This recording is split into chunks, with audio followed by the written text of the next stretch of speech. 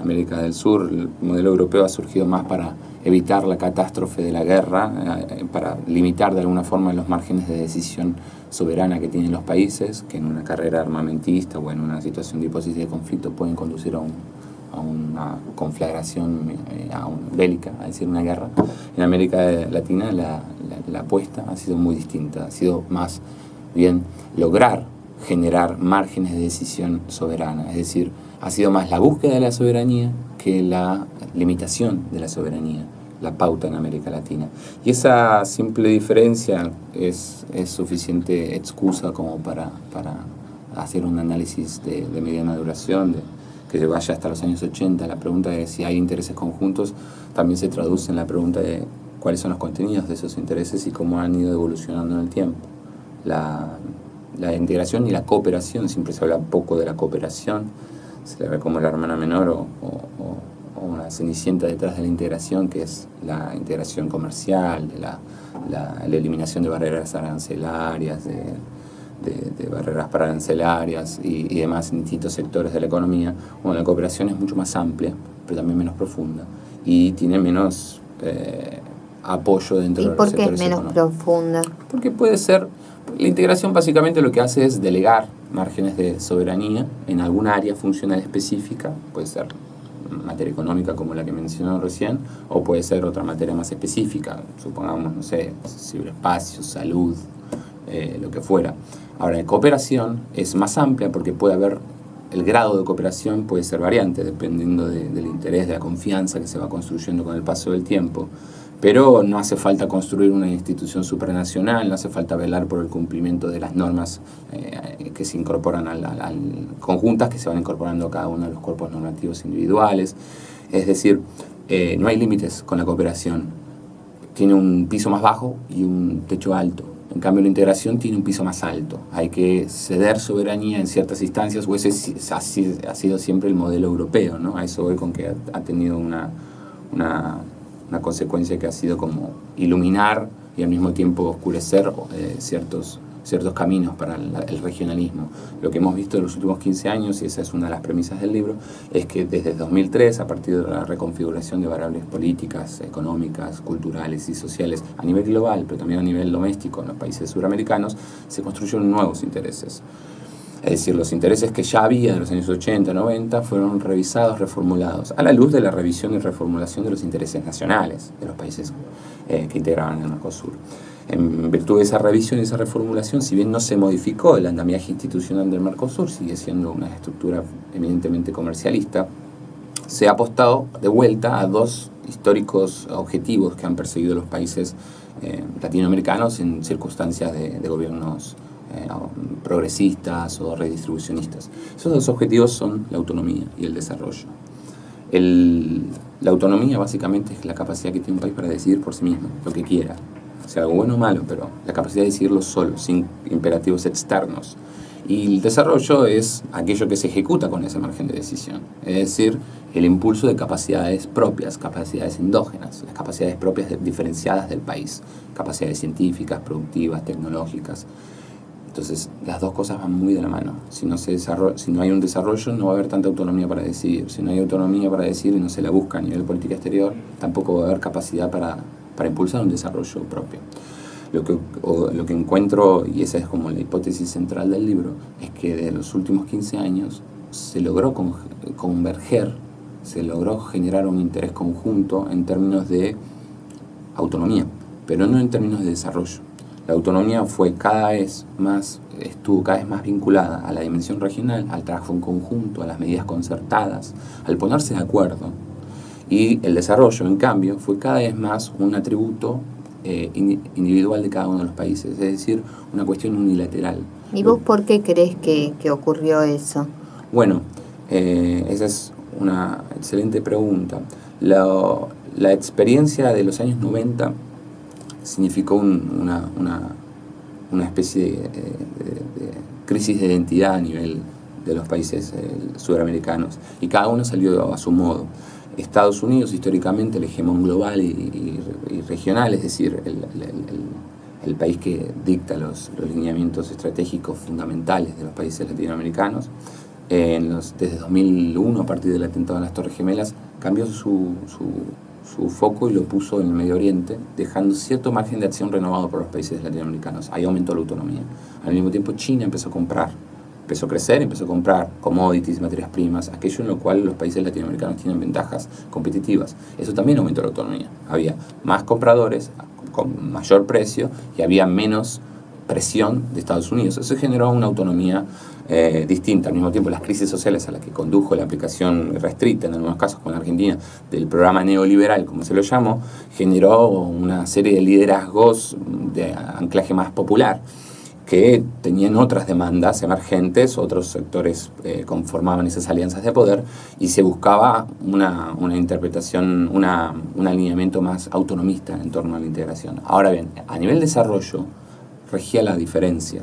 Diferentes visiones sobre lo que es la globalización, sobre lo que es la integración misma, sobre lo que es la inserción en los diferentes países. Brasil quería una cosa, Argentina quería otra cosa, los países menores también. El margen de las capacidades que tiene cada uno de los países en términos de poder son muy diferentes, y la influencia de las capacidades que tiene un país en términos de poder sobre sus decisiones es manifiesta. Brasil empezó a tener cada vez más poder y a tener una proyección cada vez más global, dependiendo cada vez menos de la región.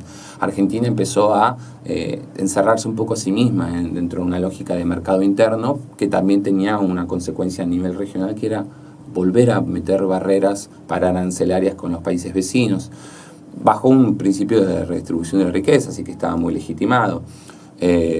Uruguay, un país mucho más chico, con menos opciones, pero al mismo tiempo una rica tradición de inserción internacional, de diversificar los vínculos más allá de la región, empezó a acercarse a Estados Unidos y a plantear que había que flexibilizar los acuerdos del Mercosur. Pensemos que hay el Mercosur, los países del Mercosur, por norma, no pueden firmar tratados de libre comercio con terceros países si no lo hacen conjuntamente. Y esa cláusula cerrojo, de alguna forma, le dio mucha fuerza al Mercosur en los años 90 y también en los últimos 15 años, pero fue el principal objetivo de aquellos países que, en base a divergencias en las miradas sobre el desarrollo, propugnaban una flexibilización del Mercosur. Por ese motivo y por varios otros, se fue configurando una alternativa al esquema del Mercosur, que sería la UNASUR, una cooperación más estilo Laguna, menos profunda, pero más amplia, y que pudiera incluir a aquellos países que seguían con una lógica noventista en términos de inserción internacional, regionalismo, dígase Chile, Colombia, Perú, incluso México, si ampliamos a América Latina y no solo América del Sur.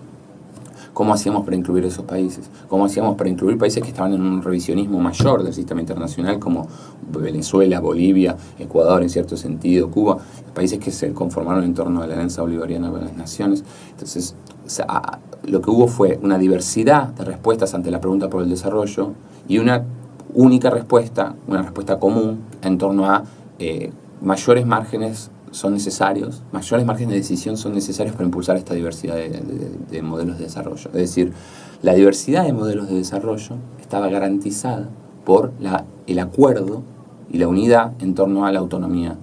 Es decir, todos somos libres de llevar adelante nuestro propio modelo de desarrollo. No puede venir una potencia externa y decirnos qué modelo de desarrollo. Después hay matices, por supuesto, que hay presiones, las siguió habiendo, y además ese margen de autonomía fue variando en el tiempo. Desde 2008, cuando arranca la crisis, empieza a cambiar, y en 2011, cuando la crisis se siente en serio en los países periféricos, porque los países centrales dejan de comprar y su producción no merma, siguen produciendo lo mismo. Entonces, ¿a dónde va la producción sobrante? A los países periféricos. Ahí aumenta la presión para que los países bajen sus barreras y entre toda la producción. Esa es una visión muy simplificada, pero básicamente sirve para explicar esto. Bueno, esa diversidad de modelos de desarrollo estaba sostenida sobre el acuerdo, una especie de interés común paraguas, que era la autonomía. Esa autonomía conjunta y ese desarrollo unilateral iban a durar mientras duraran ciertas condiciones sistémicas. Sistémicas en el sentido de que no dependían de los jugadores, dependían del sistema global. Esas condiciones eran que China comprara al precio que estaba comprando, que Estados Unidos estuviera lejos, como estaba, que los gobiernos de los países que impulsaban este tipo de desarrollo, como Argentina y Brasil, entre otros, fueran gobiernos fuertes, con una oposición dividida, con una capacidad de renovar su caudal electoral en cada oportunidad. Bueno, eso dejó de ocurrir progresivamente. Esas tres condiciones, las dos globales y la doméstica, Estados Unidos volvió a la región porque por algunos motivos propios, como Brasil, que encontró petróleo, una de las más grandes reservas del mundo, lo encontró en su patio trasero, en su océano, se lo denominó Amazonia Azul, para representar el contraste siguiendo la metáfora de la riqueza que brinda la Amazonia Azul lo denominaron. En 2006, 2007 empezaron los procesos de exploración, en 2007 se llegó a un hallazgo inesperado como era esta reserva del Presal, y en 2008 se reactiva la cuarta flota de Estados Unidos que se desplaza hacia las costas de Brasil. Algunos lo atribuyen a este hallazgo, otros lo atribuyen al hecho de que China estaba haciendo cada vez más fuerte su impronta en la región. Pensemos que los gobiernos latinoamericanos ven a China originalmente como una oportunidad para pivotear respecto a la potencia histórica que desde mediados del siglo pasado es Estados Unidos. Pero al mismo tiempo China eventualmente también se convertirá en una potencia global, si no lo es ya. Por lo tanto, su comportamiento hacia países periféricos como los nuestros, semiperiféricos en el mejor de los casos, va a ser semejante al de Estados Unidos, porque la naturaleza y la lógica mediante la cual actúan los países centrales es la misma. O sea, aunque puede variar de acuerdo a ciertas variables culturales, lo probable es que sea la misma. Por lo cual se corrió el riesgo de contraer una nueva dependencia para poder evitar otra, ¿no? Así que es a grandes rasgos. Y hoy en la actualidad. Bueno, en la actualidad lo que encontramos es que hay un cambio en los vientos políticos. ¿Eso cómo influye? Bueno, la integración más exitosa, de acuerdo a este modelo europeo, no la llevaron adelante los países con gobiernos de signo popular. La integración más exitosa, de acuerdo a este modelo funcionalista europeo, la llevaron adelante los gobiernos neoliberales en los años 90. Es evidente que esos gobiernos fueron los que más barreras eliminaron, los que más lograron generar una interdependencia económica entre los países latinoamericanos. Así que no sería de esperarse no sería lógico que por estar ante una ola conservadora en la región no tengamos integración, no tengamos cooperación. Cooperación va a haber, puede tener un fin autonomista o no, puede tener un fin funcional del sistema o puede tener un fin funcional una revisión del sistema. Así que integración podría haber. Lo que ocurre es que el país que históricamente, por lo menos desde los años 70, tiene un rol de liderazgo o por lo menos de protagonismo en la región, que es Brasil, está en una situación delicadísima hace ya varios años y en una situación de transición, porque no está claro cuál tipo de mayorías y de alianzas van a sostenerse en el mediano plazo en Brasil. Es decir, el histórico y natural líder de la región está enfrascado hacia adentro, incapaz de motorizar ningún tipo de iniciativa conjunta. El espacio para el protagonismo argentino crece, pero al mismo tiempo tampoco está claro que el gobierno argentino tenga una vocación por impulsar una lógica regional, más bien propone esta vuelta al mundo, que no está claro cuáles son sus contenidos más detallados. Lo único que está claro es que se trata de diversificar los vínculos internacionales, pero al mismo tiempo volviendo a apostar a los vínculos con las potencias tradicionales, Estados Unidos y la Unión Europea a la cabeza. Entonces, ¿cómo quedaría? Todavía no queda nada. Lo cierto es que estamos en una fase de transición. Es difícil adivinar hacia dónde va esto porque tampoco hay pautas contradictorias. Este proceso de modificación de los gobiernos, ¿no? Donde gobiernos populares son reemplazados por gobiernos más conservadores o liberales, como se lo quiera llamar, hasta hace 2-3 semanas parecía irrefrenable. En Ecuador, sin embargo, la segunda vuelta consagró a Lenín Moreno, el candidato oficialista, el candidato que era elegido, el Delfín de Rafael Correa, por lo cual, si bien se esperaba que ante una derrota de Lenín Moreno se profundizara esta lógica conservadora, ahora se la ha detenido. No deja de estar vinculado a lo que pasa a nivel global. América Latina no deja de ser una zona, como digo, periférica o semiperiférica. En ese sentido, muchas de las alianzas que se conforman o las mayorías que se logran generar tienen que ver con factores sistémicos globales. En ese sentido, estamos todos esperando que pase en Europa.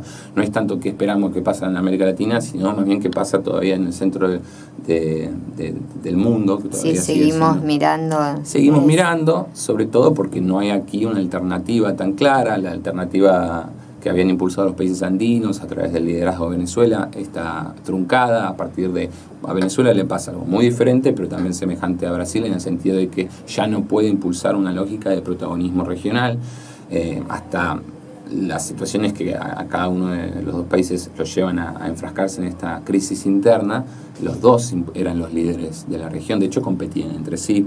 Eso también tuvo sus consecuencias negativas, eso también explica por qué había una diversidad en plano de desarrollo, ¿no? No era lo mismo el desarrollo entendido para Venezuela, que al mismo tiempo que tiene una economía muy dependiente del petróleo, rentista, y que no ha diversificado su patrón de inserción internacional ni su estructura productiva, al mismo tiempo era un tipo de liderazgo regional más solidario, en el sentido de que pagaba los costos de la integración, subsidiaba a los demás países en algunas materias y tenía un protagonismo muy importante a nivel doméstico en los demás países. Eso también era criticado. Brasil tiene siempre tuvo en estos años, y eso se vio muy bien en la dimensión energética. En el sector energético ambos países compitieron abiertamente por lograr que sus preferencias fueran las preferencias del conjunto.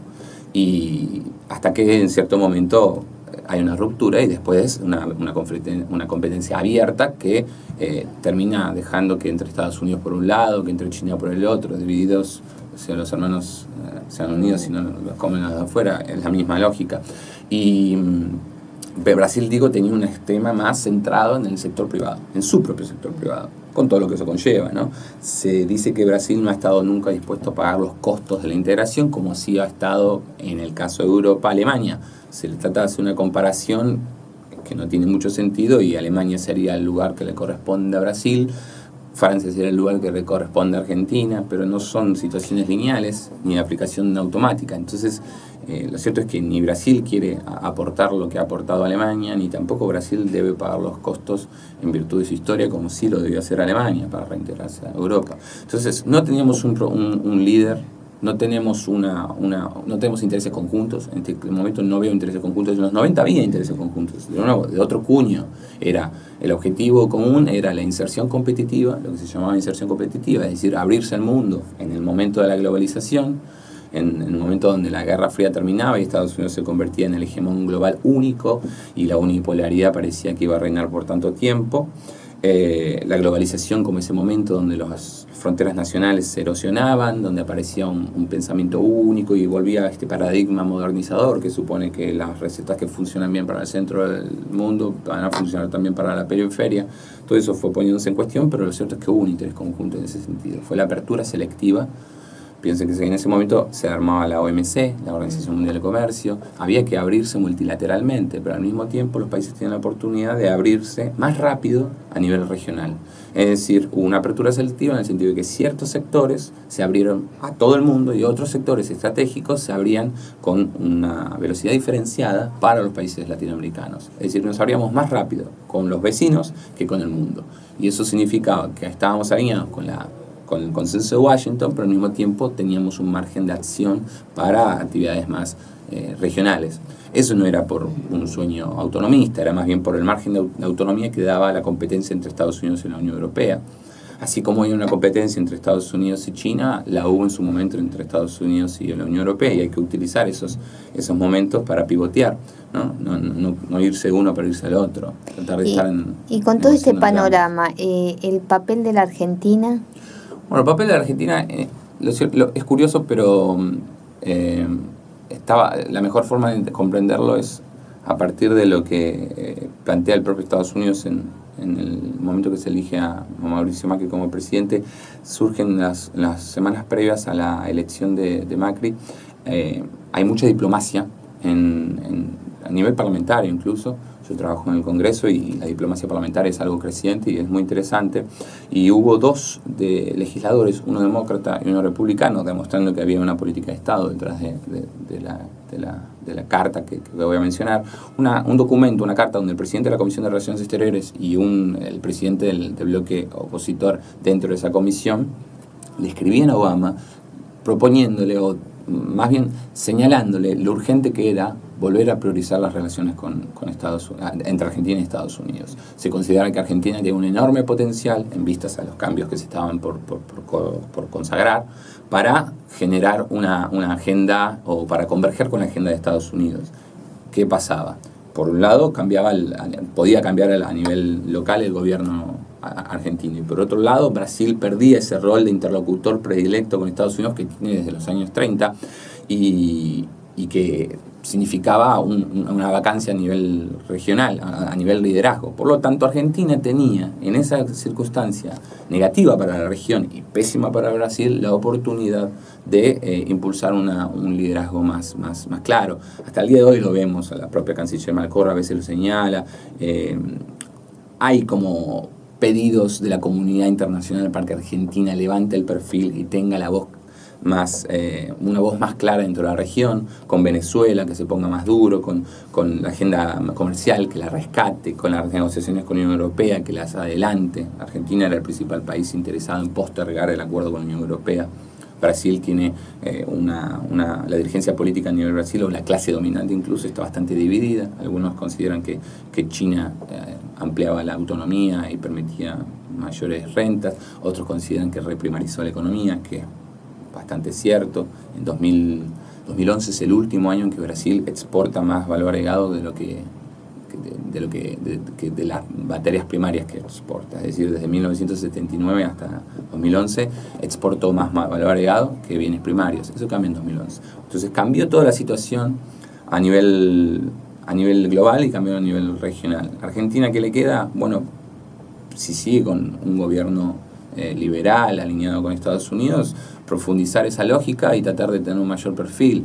Hasta ahora no se ha definido del todo si va a tratar de mantener en valor la UNASUR, esta institución creada sobre todo bajo el impulso brasileño para sostener una cooperación a pesar de que había tanta divergencia a nivel de desarrollo, y de alguna forma delimitar un área de influencia propia para Brasil, pero esa UNASUR original fue modificándose a la luz de los conflictos institucionales que fueron dándose después de 2008.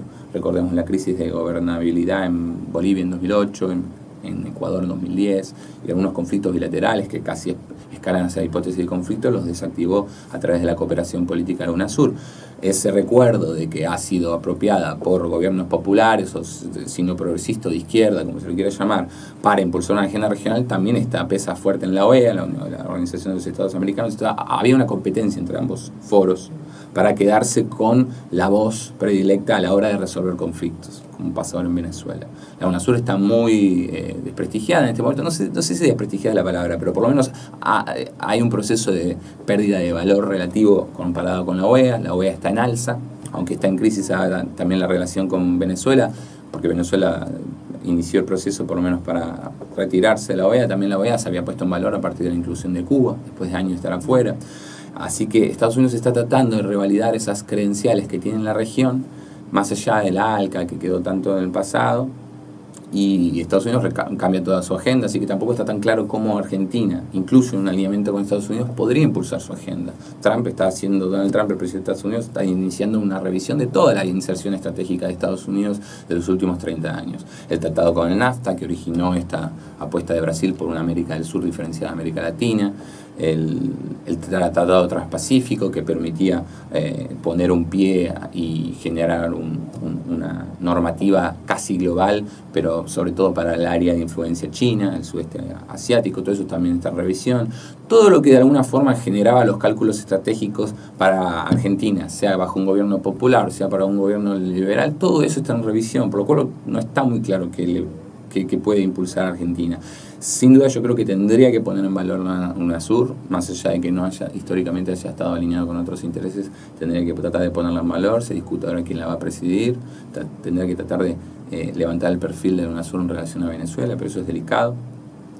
Y en cuanto a las relaciones internacionales, diversificar. Argentina hasta ahora no ha diversificado su patrón de inserción internacional, ni siquiera en la época de los gobiernos kirchneristas. El reemplazo de Estados Unidos por China como principal alineamiento internacional no alcanza. Incluso el alineamiento con Brasil por sí solo no alcanza. Pensemos que cuando Argentina y los países suramericanos impulsan este proceso de suramericanización de agenda, ¿no? Esta vuelta al desarrollo autónomo como objetivo fundamental, Brasil empieza al mismo tiempo a tratar de jugar un poco solo en virtud de su magnitud, su tamaño, su economía en crecimiento, y se enrola en los BRICS, esta apuesta de las potencias emergentes, potencias regionales, Brasil, Rusia, India y China, y Argentina no se le ocurre mejor idea que tratar de aspirar a ser otro país BRICS, cuando de ninguna manera le da en términos de Si los BRICS siguen siendo lo que son hasta hoy, Argentina no le da. Si los BRICS se abren para que haya más países, se incluya Argentina, los BRICS se modifican, es otra cosa, es un foro más bien de cooperación regional internacional o de cooperación internacional, perdón, que compite en cierto sentido con la OCDE, con la Organización de Cooperación de Desarrollo de los Estados Más Desarrollados, ¿no? Que impulsa Estados Unidos. Ahora Argentina está coqueteando con ingresar a la OCDE. En su momento ingresó a la OTAN. Son esos premios que le da el hegemón internacional de Estados Unidos por alinearse con su agenda. Yo no le veo mucho sentido a ingresar a la OCDE, pero hay que ver, si estamos en una agenda más unilateral, tiene sentido. Si estamos en una agenda más de convergencia regional, desde luego que no. Pero insisto, no hubo diversificación suficiente de la agenda internacional. Podríamos haber diversificado con países con semejante estatus en el plano internacional. En los últimos 15 años no lo hicimos. No hubo plan B, hubo solo un plan A, que era la región y China. Y lo cierto es que el segundo, China, puede suponer una nueva dependencia y la región, a nivel Brasil, no estuvo dispuesta a pagar los costos, no fue un líder generoso en ese sentido, y al mismo tiempo Argentina también cometió varios errores estratégicos a la hora de relacionarse con sus países vecinos. Recordemos cómo gestionó el tema de las pasteras con Uruguay, planteando que la resolución de la disputa no debería ser dentro del Mercosur, sino a nivel bilateral, y por lo tanto judicializar la cuestión en La Haya. Eso minó muchísimo el Mercosur. Hay que pensar la lógica de un proceso de integración regional como un sistema de alta complejidad, donde los vínculos de confianza son tan importantes como los incentivos ofensivos o defensivos, pero los vínculos de confianza son clave. Y si las medidas de cooperación imperan sobre las medidas unilaterales. Bueno, lo que hubo es que Argentina fue uno de los principales impulsores de medidas unilaterales por sobre las de cooperación. Y fue minando, sin quererlo o queriéndolo, no importa, los vínculos de confianza que había dentro del Mercosur. Como digo, el caso de las pasteras es uno, pero también cómo resolvió las disputas que había con Uruguay a la hora de la gestión de la hidrovía, que es un bien estratégico fundamental para el desarrollo de los países suramericanos. Con Bolivia también con Paraguay también tuvo sus desavenencias, sobre todo en lo que tiene que ver con la gestión de la hidrovía también, a nivel de intereses pluviales y demás. Faltó una agenda para el desarrollo de los países más pequeños. Los países más pequeños son las economías más pequeñas o menos desarrolladas de la región. Faltó esa agenda.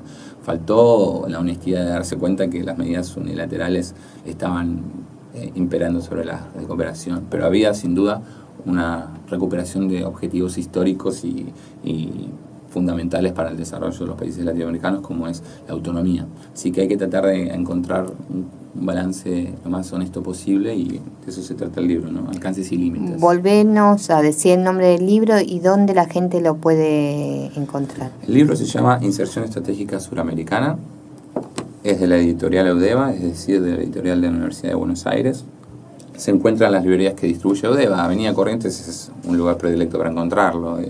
Librería Losada, Hernández, Antígona, Edipo, Aleph, Eudeva mismo. ¿Tenés algún proyecto nuevo? Y mi tesis de doctorado ha cambiado, ya no es más, sigo analizando preferencias e intereses a nivel estatal, pero ya no sobre regionalismo específicamente, sino sobre ciberespacio. El tema ciberespacial es un tema en alza.